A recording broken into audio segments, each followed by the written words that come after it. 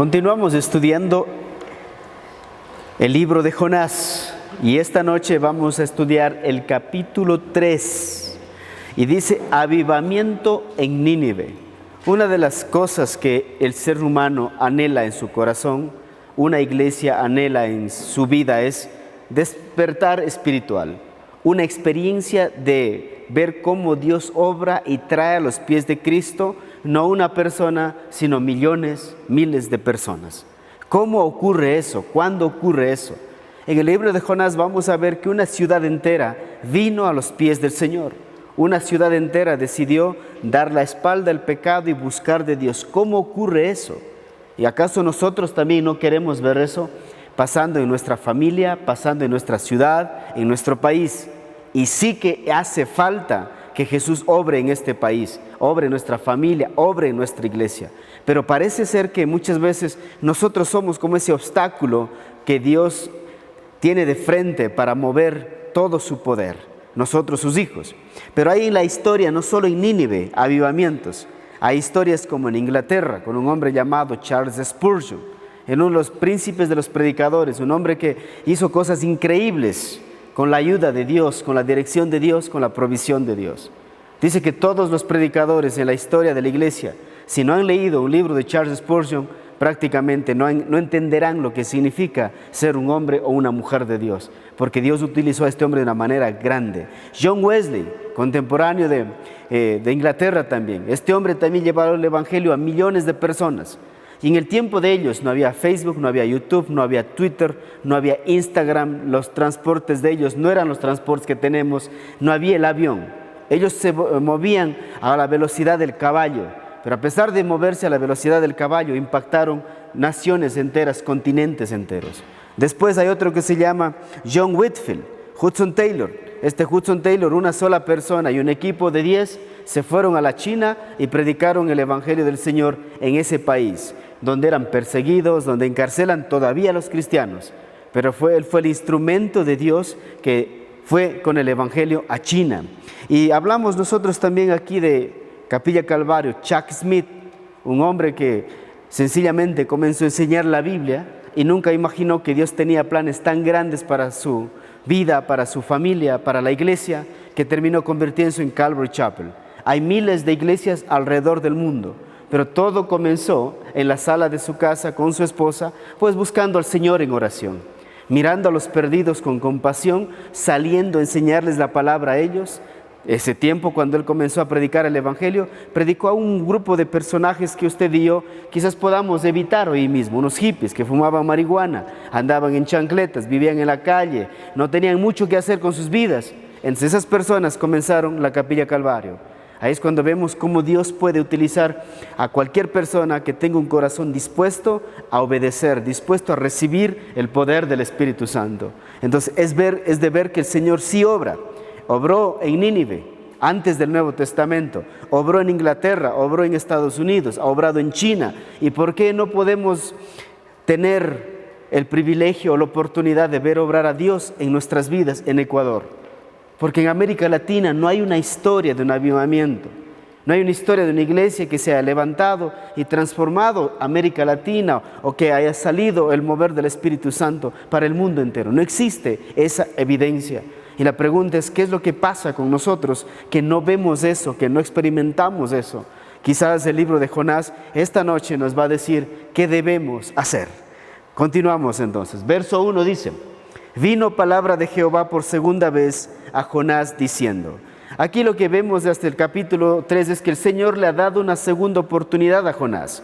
En el capítulo 1 él dijo, ve a Nínive y predica a Jonás. ¿Qué hizo Jonás? Él decidió comprar un pasaje, irse a España, Tarsis. Y en el proceso de su ida, de desertar el ministerio, el Señor levantó una gran tormenta, un pez grande vino y se lo tragó, y de repente en el capítulo anterior encontramos a Jonás en las playas de Nínive. Ahora lo que vemos es que Dios es un Dios que da una oportunidad más a Jonás para que cumpla con su ministerio. Entonces Jonás ahora en la orilla de la playa huele a estómago de pescado, no sé qué había en su mente. Quizás está pensando que su ministerio ha terminado, quizás está pensando que Dios ha decidido no usarlo más, quizás está pensando que va a regresar a Jerusalén como un predicador fracasado, Y entonces está pensando, y Dios me envió a Nínive, y de repente regreso a mi patria otra vez vacío, sin evidencia de nada. Entonces Jonás nunca imaginó que Dios le iba a hablar una vez más, que Dios le iba a dar una oportunidad más. Y muchos pensamos que Dios no nos va a dar una segunda oportunidad porque pensamos que Dios es como nosotros, porque muchos de nosotros no somos dados a ofrecer una segunda oportunidad a las personas. En la vida de Pedro nosotros podemos ver algo parecido. Este hombre prometió nunca fallar al Señor, dijo, nunca te negaré, moriré contigo. A la hora de la prueba, Pedro negó al Señor 3 veces. Y después de fracasar, decidió huir, alejarse del ministerio. Y le encontramos en San Juan capítulo 21, un Pedro que ha decidido abandonar el ministerio. Y el Señor se acerca y dice, Pedro, ¿me amas? Pedro, ¿me amas? Pedro, ¿me amas? Y Pedro se puso a llorar. Y entonces el Señor dijo, ve y apacienta mis ovejas. Eso es el Señor dándole una segunda oportunidad para que haga lo que tiene que hacer. Entonces, quizás usted y yo no somos Jonás, no somos Pedro, pero al igual que ellos, nosotros tenemos un común denominador. Hemos fallado a Dios todos. Y a veces nos quedamos en el fallo a Dios. Y ahí vivimos, ahí sufrimos, ahí nos quejamos, ahí nos enfriamos y ahí terminamos nuestra vida, en el error del pasado. La iglesia de Dios tiene que entender que Dios siempre le da una segunda oportunidad y tenemos que aprovechar esa oportunidad. ¿Y qué es lo que dijo el Señor a Jonás? Levántate y ve a Nínive, aquella gran ciudad, y proclama en ella el mensaje que yo te diré. Jonás una vez más vuelve a recibir las órdenes de Dios y es la misma orden del principio. Ve y predica el evangelio en Nínive, en aquella gran ciudad. Quizás Jonás nunca imaginó que Dios le iba a decir, vuelve a predicar, vuelve a enseñar. Porque muchas veces cuando nos equivocamos, cuando fallamos, pensamos que ya no vamos a volver otra vez a hacer lo que hacíamos antes. Pues déjame decirte, cuando un corazón se ha arrepentido, cuando usted humildemente ha reconocido que necesita de Dios, quizás Dios se puede manifestar con más poder. ¿Por qué la misma orden? Dios no había cambiado su opinión en cuanto a Jonás. Y no solo eso, sino que su amor hacia Jonás no había cambiado. Dios le vuelve a confiar la misma tarea. Eso se llama amor. Confiar la misma tarea a la misma persona que me falló una vez, eso es amor. Entonces, ¿por qué vemos esto? Porque Pedro también experimentó esto. Cuando Pedro estaba tratando de pescar en el mar de Tiberias, dice que toda aquella noche no pescaron nada. Pero el Señor dijo, tiren la red a la derecha. Y entonces, cuando tiraron la red a la derecha, la red se llenó de peces. ¿Por qué el mismo milagro? Porque fue de esa manera que el Señor reclutó a Pedro. ¿Qué es lo que está diciendo el Señor? Mi amor por ti no ha cambiado. Y la obra que yo te encomendé a hacer no ha cambiado. Tú tienes que cumplirla. A veces Dios se ensaña con ciertas personas, por más tercos y necios que seamos, y aunque fallemos a Él, Él nos vuelve a dar una segunda oportunidad. Entonces, ¿por qué la misma orden? Porque Dios no había cambiado opinión en cuanto a Pedro, no había cambiado la opinión en cuanto a Jonás, y además Dios conoce nuestro futuro. Él sabe que quiere utilizar nuestras vidas. Él vio el avivamiento en Nínive antes. Él vio el futuro de Pedro. Un Pedro que se vuelve valiente, esforzado, que predicó el evangelio de una manera asombrosa. ¿Qué hizo Jonás cuando Dios le dio una segunda oportunidad? ¿Qué haría usted cuando Dios le da una segunda oportunidad? ¿Qué haría usted? Mire, y se levantó Jonás y fue a Nínive, conforme a la palabra de Jehová. Y era Nínive, ciudad grande en extremo, de 3 días de camino. Imagínense cuán grande será una ciudad que usted necesita caminar 3 días para cruzarla. Es una ciudad grande. ¿Se pueden imaginar una ciudad donde usted necesita caminar 3 días para cruzarla? ¿Cuántos días necesitaremos para cruzar Cuenca? Quizás un día, ¿no? Tomando un café en el camino, un helado por otro lado, un café por otro lado. Quizás cruzamos en un día. Imagínense 3 veces Cuenca, probablemente 1,5 millones de habitantes. Y dice, ve y predica esa gran ciudad. Escuche bien, cuando Dios nos da una oportunidad, no es para que la desperdiciemos, sino para que la aprovechemos. Jonás obedeció, pero parece que fue de mente y no de corazón. Porque en el capítulo 4 revela que su cumplimiento fue de mala gana. Aunque su motivación era incorrecta, él obedeció porque sabía que el Señor le estaba obligando, le estaba enviando, le estaba dando otra oportunidad. ¿Por qué no obedecer al Señor si Dios lo sacó del fondo del mar? Lo rescató del fondo del mar Dios escuchó su oración y Dios le ha dado una oportunidad. ¿Por qué no obedecer? ¿Cuántas veces nosotros también hemos sido rescatados por el Señor del fondo del mar, del alcohol, de las drogas, de las mentiras, del adulterio? Dios nos ha sacado, Dios ha escuchado nuestra oración en los momentos más difíciles de nuestra vida y nos ha dado una oportunidad. ¿Por qué no responder al Señor como respondió Jonás? Jonás cumplió porque sabía que eso era lo que tenía que hacer y a eso Dios le había llamado. Entonces la pregunta es, ¿a qué Dios te ha llamado? ¿De qué estás huyendo? Y si has fallado, ¿tú crees que Dios no te da la oportunidad? Pues déjame decirte que Jonás dice, vuelve a hacerlo, obedece al Señor. Y estamos en un paralelo aprendiendo con Pedro y Jonás. Pedro, en cambio, después de su fracaso, volvió al ministerio, pero obedeció al Señor en amor y lo hizo tanto por el Señor y que de repente vemos a un Pedro haciendo cosas asombrosas. Tanto Jonás como Pedro fallaron al Señor, Dios les dio una segunda oportunidad, ellos aprovecharon esa segunda oportunidad. Ahora lo que importa es la actitud con la que hago las cosas para el Señor después de recibir esa segunda oportunidad. Es la actitud. Y entonces en la Biblia dice cuál debe ser nuestra actitud. Y todo lo que hagáis, dice, hacedlo de corazón. Ese es el gran problema de nosotros hoy en día, que hacemos muchas cosas, pero no está el corazón involucrado en la obra que hacemos. Hacedlo de corazón como para el Señor y no para los hombres. Muchos estamos pensando quién es el que va a recibir el crédito, quién va a ser el beneficiado, a quién le van a aplaudir, a quién le van a dar el premio. Y entonces decimos, ¿para qué servir en esta iglesia si el que se lleva el premio es el anciano, el pastor, el tipo este que está al frente? Pero el Señor dice, todo lo que hagamos lo hacemos ¿para quién? Para el Señor. Entonces, las ofrendas, el servicio, el congregarnos, el dar la bienvenida, el comprar un sermón, el vender el sermón que vendemos con los ujieres, todo eso lo hacemos ¿para quién? Para el Señor. Si una piedra la ponemos aquí, lo hacemos para el Señor. Si un centavo damos aquí, lo hacemos ¿para quién? Para el Señor. Si servimos en algún ministerio, lo hacemos ¿para quién? Para el Señor. No hacemos para el hombre. El momento que usted comienza a hacer para el hombre, comienza a surgir la envidia, comienza a surgir las iras, porque dice, yo hago tanto aquí y nadie me dice gracias. Soy invisible, este tipo ni siquiera me saluda el domingo, ni me envía una tarjeta postal en Navidad diciendo gracias por el servicio. Ahí es cuando tenemos que analizar nuestro corazón. ¿Para quién lo estamos haciendo? Para el Señor. Y eso es lo que Pedro entendió también en el futuro, en su ministerio. Yo estoy haciendo para el Señor Jesús. El momento que uno, por eso Pedro escribe en una de sus cartas, dice que el Señor es el príncipe de los pastores y que Él recompensará a esos pastores cuando un día estén en la presencia del Señor. La corona de gloria, dice Él. Sabiendo que del Señor recibiréis, ¿qué cosa? La recompensa. Muchos queremos la recompensa del aplauso, la recompensa de las lindas palabras, la recompensa de los hombres. Y déjenme decir que los hombres no dan recompensas así por así nada más. Tienes que ganarte, tienes que hacer un montón de cosas, tienes que ser el mejor, el más excelente, el que nunca se equivoca. Pero en cambio con el Señor es diferente. Jonás, Pedro se equivocaron, pero ¿te puedes imaginar la recompensa de Pedro en los cielos?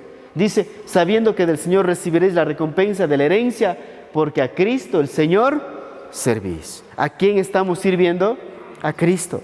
Y muchos de nosotros no entendemos ese principio, esa verdad, que debemos involucrar nuestro corazón en el servicio y que debemos pensar en nuestra mente.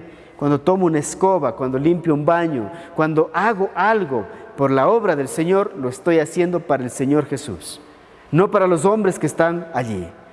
Verso 4, el mensaje que Jonás predicó a Nínive. Y comenzó Jonás a entrar por la ciudad, camino de un día, y predicaba diciendo, de aquí a 40 días Nínive será destruida. ¿Qué es lo que estamos viendo aquí? Predijo un mensaje de juicio eminente. Dice, va a ser destruidos. Imagínese que usted comienza a predicar desde entrando por Chauyabamba hasta el Control Sur. En 40 días Cuenca será destruida. El contenido de su mensaje es de 8 palabras. De aquí a 40 días Nínive será ¿qué? Destruida. Eso repetía constantemente. De aquí a 40 días Nínive será historia. De aquí a 40 días Nínive desaparecerá del mapa. De aquí a 40 días todos serán aniquilados. De aquí a 40 días no existirán.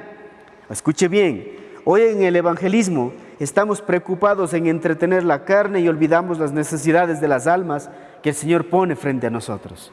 Y por eso tenemos que entretenerles, atraerles con muchas cosas que la gente se sienta como, yo quiero ir allá. Miren, predicamos la prosperidad y mucha gente va a la iglesia o a los encuentros o a las asambleas. ¿Por qué? Porque quieren ser prósperos. Y quizás lleguen a ser prósperos, pero prósperos irán al infierno. En otros lugares enganchamos a la gente, predicamos la sanidad. Venga acá, traiga a sus enfermos y les sanamos. Dios sí sana, absolutamente. Pero algunos sanos irán al infierno. Otros predicamos la comodidad. Ven y serás feliz en el cristianismo. Qué gran falacia y qué gran mentira.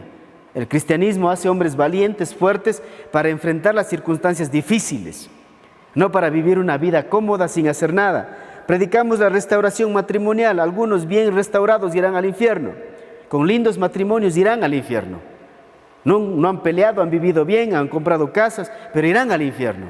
¿Por qué? Porque no estamos predicando ¿qué? El arrepentimiento. Escuche bien, nos hemos vuelto cobardes y no confrontamos por su pecado. Hemos minimizado el poder del pecado en nuestras enseñanzas. Y ese es el gran problema.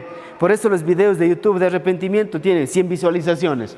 Pero el que dice vas a ser próspero si haces esto, si haces un pacto, tiene millones. ¿Por qué? Porque la gente está buscando eso. Escuche bien. Marcos 1:14 dice, ¿qué predicó Jesús? Él es nuestro ejemplo a seguir. Dice, después que Juan fue encarcelado, Jesús vino a Galilea predicando el evangelio del reino de Dios, diciendo, el tiempo se ha cumplido y el reino de Dios se ha acercado. Arrepentíos y creed en el evangelio. Que dice, arrepiéntete y cree en el evangelio. Y eso es lo que está Jonás diciendo, de aquí a 40 días Nínive será destruido. En un mes irás al infierno. ¿Y que tengo que hacer algo? Pues no. Tengo que tomar una decisión, tengo que arrepentirme, tengo que volverme a Dios. Jesús predicó sobre el arrepentimiento. ¿Quién más? Pedro. Pedro les dijo, arrepentíos. Pedro aprendió de su maestro, arrepiéntase por favor. Y aquí está la pregunta para todos los que estamos aquí. ¿De qué nos tenemos que arrepentir? ¿De qué nos tenemos que alejar? ¿A qué tenemos que renunciar? ¿Qué hábitos, qué pensamientos, qué conductas? ¿Realmente esas cosas me están haciendo ser un hombre o una mujer de Dios o me están alejando de Dios? Qué importante es hacer esa pregunta. ¿De qué me tengo que arrepentir? Y bautícese cada uno de vosotros en el nombre del Señor Jesucristo para perdón de los pecados. ¿Qué predicó Pablo en Hechos capítulo 17:30? Pero Dios, habiendo pasado por alto tiempos de esta ignorancia, ahora manda a todos los hombres en todo lugar que se arrepientan. Todos. No solo uno, todos. Imagínense un mensaje de estos diciendo, necesita arrepentirse todo el Ecuador. Y usted dice, ¿arrepentirse de qué? Somos ladrones, mentirosos, apoyamos el aborto. Hay un montón de corrupción en la política, tanta mentira en los medios. En nuestro país está saturado de pecado. Entonces, ¿qué es lo que impide el obrar de Dios? Yo creo que dentro de la misma iglesia hay mucho pecado. Hay la envidia que destruye al ser humano. Hay el rencor, hay todo ese tipo de pecados que dice la Biblia y manifiestas son las obras de la carne, la mentira, el adulterio, las enemistades, la amargura, el resentimiento. Tengo que arrepentirme de eso si quiero ver obrar a Dios en mi vida. Entonces yo creo que debemos comenzar por dentro de casa, por cuanto ha establecido un día en el cual juzgará al mundo con justicia. Entonces yo tengo que arrepentirme si no quiero ser juzgado, ¿no? Entonces uno como mensajero de Dios no debe tan solo estar preocupado de su vida en este mundo, sino también de la vida eterna. Hay un hombre que se llama Jonathan Edwards. Él escribió y predicó un sermón que se llama Pecadores en manos de un Dios airado. Imagínense, y ese sermón es el más leído de internet de estos tiempos, por aquellas personas que quieren entender qué significa un pecador en manos de un Dios airado.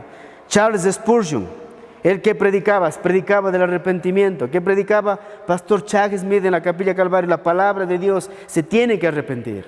Fuiste drogadicto, estuviste en las drogas, etcétera, etcétera, pero vienes al Señor y ¿qué tiene que pasar? Tienes que arrepentirte. No puedes seguir viviendo en el pecado si quieres ver la gloria de Dios. No puedes seguir viviendo. Tiene que cortarse ahora.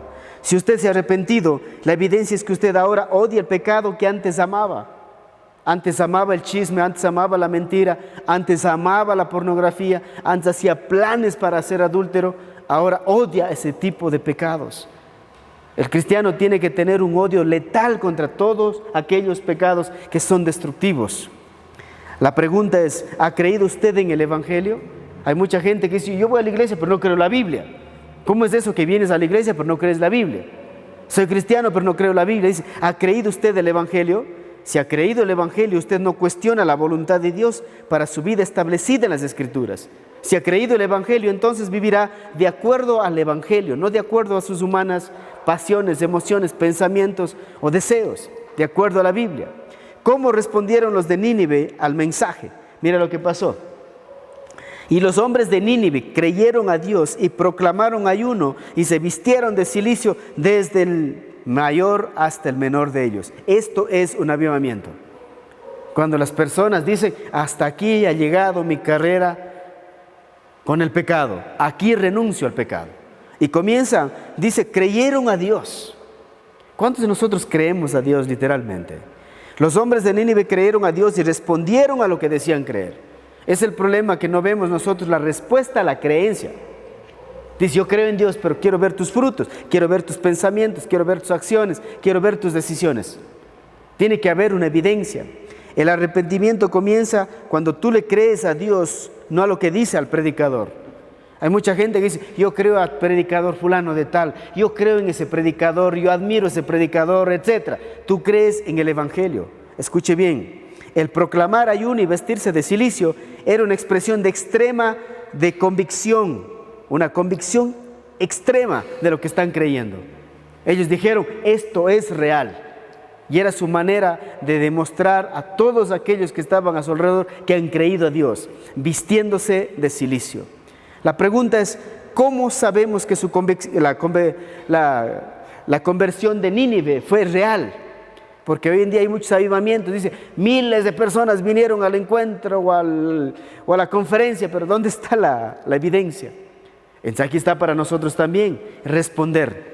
La Biblia dice, los hombres de Nínive se levantarán en el juicio contra esta generación y la condenarán, dice Jesús, porque ellos se arrepintieron a la predicación de Jonás, he aquí más que Jonás en este lugar. Aquí está hablando el Señor, dice, yo estoy predicando, el que envió a Jonás está predicando. Si cuando Jonás predicó en Nínive se arrepintieron, o sea, los de Jonás juzgarán a una generación que no ha creído. Y los ninivitas no son israelitas, ojo. No tienen descendencia de judíos ni nada. Eran paganos, pecadores, perversos, crueles. Pero ante la predicación de Jonás, ahora dice, ellos juzgarán un día a los pecadores. Escuche bien, todo avivamiento comienza con la diligente predicación de la palabra de Dios y la respuesta que demos a esa predicación. Funciona de una manera de ida y vuelta. El predicador enseña la palabra de Dios, pero el pueblo tiene que responder. No solo tiene que escuchar, tiene que responder a lo que está aprendiendo. La pregunta es, ¿cómo responde usted al mensaje del Evangelio? Escuche bien, a algunos les gusta escuchar, les encanta. A algunos les encanta criticar. Sí, les encanta criticar. Ese sermón ni me gustó nada, etc. ¿Acaso el sermón fue predicado para que te guste a ti? Es para transformar tu alma, tu mente, tu espíritu. Algunos son escépticos, algunos son indiferentes. Algunos quieren algo que les satisfaga la curiosidad carnal de su mente de chimpancé. Entonces andan buscando, queriendo satisfacer su curiosidad. ¿Será que existe el Dios? Pero la Biblia tiene errores, etc. Algunos creen y sus vidas son cambiadas de una manera práctica, visible, poderosa e influyente. Tiene que haber un cambio real, si no, usted no ha creído. El creer dice, yo voy a cambiar. Escuche bien. Otro avivamiento. El día 24 del mismo mes, se reunieron los hijos de Israel en ayuno y con cilicio y tierra sobre sí. Y ya se había apartado la descendencia de Israel de todos los extranjeros, y estando en pie confesaron sus pecados y las iniquidades de sus padres. Y puesto de pie en su lugar, leyeron el libro de la ley de Jehová su Dios la cuarta parte del día, y la cuarta parte confesaron sus pecados y adoraron a Jehová su Dios. 6 horas leyendo la Biblia, 6 horas confesando el pecado, toda la iglesia. Hoy en día pasa ya medio 40 minutos de enseñanza que dicen, ya está esto aburrido, hombre. 6 horas leyendo la Biblia, 6 horas confesando los pecados. Continuamos. ¿Qué pasó? Dice, y llegó la noticia ¿hasta dónde? Hasta el rey de Nínive, y se levantó de su silla, se despojó de su vestido y se cubrió de cilicio y se sentó sobre ceniza. El rey creyó el evangelio y respondió al evangelio. El más malvado de todos los líderes de ese tiempo, ¿qué hizo? Se arrepintió de sus pecados. Usted imagínese el alcalde, el presidente, declarando, no, pues vamos a arrepentirnos de nuestros pecados, devolvamos la plata que hemos robado, hagamos justicia, seamos hombres honestos. Todo eso puede llegar a pasar, pero alguien tiene que obedecer a Dios y salir a predicar el evangelio. Y el pueblo de Dios tiene que responder a lo que está recibiendo cada día que recibe una enseñanza. El rey bajó de su trono, se quitó la vestimenta real, se vistió de cilicio y se sentó sobre ceniza. Todo esto era indicio de un cambio radical en su pensamiento. El rey se humilló ante la predicación de Jonás, no cuestionó, no le importó su religión, sus dioses, su posición, le importó su eternidad. Hoy muchos de nosotros todavía somos fieles a la religión tradicional. Y eso se refleja ¿cómo? Que solo los domingos estamos llenos. Amigos, ahí se nota, se refleja que somos tradicionales. Hemos cambiado de banca, pero no de corazón. Porque eso es lo que hacíamos, ¿no? Un día a la semana, por costumbre, por tradición, íbamos, nos sentábamos, escuchábamos, llegamos a la casa y no pasaba nada en nuestras vidas. Algo tiene que pasar en nuestras vidas. Si no está pasando algo, es que tenemos que preguntarnos, ¿me he arrepentido de verdad? ¿Y cuáles son las órdenes del rey? E hizo proclamar y anunciar en Nínive por mandato del rey y de sus grandes, diciendo, hombres y animales, bueyes y ovejas, no gusten cosa alguna, no se les dé alimento ni beban agua. Este rey hizo proclamar ayuno hasta los animales. ¡Wow! No van a comer nada. La fe del rey y los ninivitas se pudo evidenciar por medio de acciones observables. Cuando digo acciones observables es muéstrame tus acciones. Muéstrame tus acciones observables de que eres cristiano, que eres cristiana. ¿Qué más? Frutos de arrepentimiento, no palabras de arrepentimiento. Escuche bien, frutos de arrepentimiento, no palabras de arrepentimiento. Ese es el gran problema de nosotros. Al proclamar el ayuno, el rey estaba obligándoles a meditar, a renunciar, de satisfacer su carne y buscar de Dios. Todos debían participar del ayuno, todos debemos buscar la santidad. No solo el liderazgo, toda la iglesia, todos debemos buscar la santidad. Todos debemos buscar la unidad, todos debemos buscar el amor, todos debemos buscar la compasión y todos debemos predicar, no solo una persona. Hay gente que dice, el pastor ni predica a nadie. ¿Y usted por qué no lo hace? ¿Y usted por qué no comparte el evangelio? ¿Por qué no invita? ¿Por qué no hace lo que tiene que hacer? La Biblia no dice que solo unos cuantos deben buscar la santidad de Dios, sino todos. Verso 8, ¿qué dice? Sino cúbrase de cilicio, hombres y animales, y clamen a Dios fuertemente, y conviértase cada uno de su mal camino, de la rapiña que hay en sus manos. Quién sabe si se volverá y se arrepentirá Dios y se apartará del ardor de su ira y no pereceremos. ¿Qué es lo que dice aquí el rey? Reunión de oración, señores. Es una orden ejecutiva del rey. Todos vamos a clamar a Dios. Hoy en día invitamos a la oración. ¿Cuántos vienen? Debemos meditar un poco más en eso. Si realmente queremos crecer y queremos ver lo que tanto este mundo necesita, a Jesús obrando. Aléjense del pecado, dice, y conviértanse cada uno de su mal camino y de la rapiña. Lo que está diciendo es, si te has arrepentido de verdad entonces, si antes robabas, hoy no robas, si antes mentías, no mientes, si antes eras un chismoso, ahora no eres un chismoso, si antes hablabas mal de la gente, ahora no hablas mal de la gente. Tu modelo de pensamiento ha cambiado. El arrepentimiento hace cambio en la mente, hace cambio en los deseos y hace cambio en la voluntad, el arrepentimiento. Mira lo que dice el verso 10. Y vio Dios lo que hicieron, que se convirtieron de su mal camino. Imagínense, Dios vio lo que ellos hicieron, no lo que ellos pensaron, no lo que ellos predicaron, lo que ellos hicieron. Es el gran problema de nosotros, que somos teólogos de pensamiento, pero somos vacíos de acciones. Dice, Dios vio lo que ellos hicieron y se arrepintió del mal que había dicho que les haría y no lo hizo. Dios desistió de juzgarles. ¿Por qué? Porque ellos se arrepintieron. Escuche bien, pero a veces puede ser tarde para arrepentirse para muchas personas. Hoy es el momento de arrepentirse, no mañana, no el próximo año. Es que usted dice, ya cuando tenga 30, cuando tenga 40, cuando tenga 50 para servir al Señor. Hoy es el día de obedecer al Señor.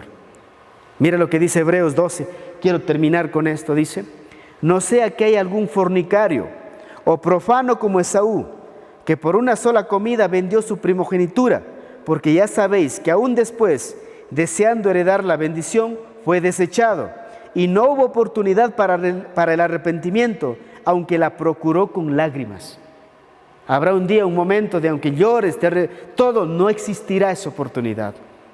Entonces, todos los que están aquí esta noche, este es el día de identificar de qué me tengo que arrepentir y hacerlo aquí y ahora.